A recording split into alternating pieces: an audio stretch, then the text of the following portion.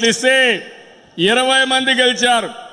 ఈ రేషియోలో చూస్తే ఎంతమంది ఎమ్మెల్యేలుగా మహిళలకు ఇస్తే, ఎంపీలుగా ఇస్తే తప్పకుండా ఎక్కువ గెలిచే అవకాశాలు ఉన్నాయి.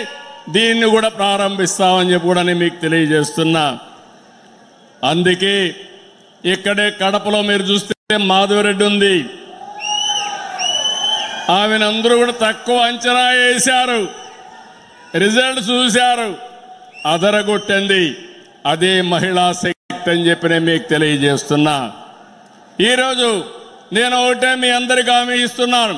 ఇప్పటికే చాలా కార్యక్రమాలు చేశాం, మళ్ళీ హామీ ఇస్తున్నా.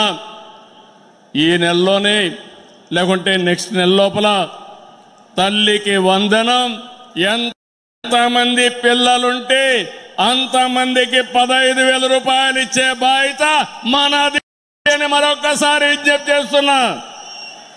ఇంకొక పక్కన ఆగస్టు 15 నుంచి ఉచిత ప్రయాణం మా ఆడబిడ్డలకు కల్పించే బాధ్యత నాదని మేము అందరికీ విజ్ఞప్తి చేస్తున్నా. ఇప్పటికీ దీపం కింద కనెక్షన్లు ఇచ్చా, 3 సిలిండర్లు ఉచితంగా ఇస్తున్నాం. డాక్రా సంఘాలు పెట్టాం, సాధికారతో ముందుకు పోతున్నాం. భవిష్యత్తులో నేను ఇప్పుడు చూస్తున్నాను, మగవారితో సమానంగా మా ఆడబిడ్డలు ఇక్కడ లేరు. ఆ రోజు తొందరలోనే వస్తుంది. మగవారి కంటే ఎక్కువ మంది మహానాడులో మా ఆడబిడ్డలను చూసే రోజు తొందరలో వస్తుందని మరొక్కసారి విజ్ఞప్తి చేస్తున్నా.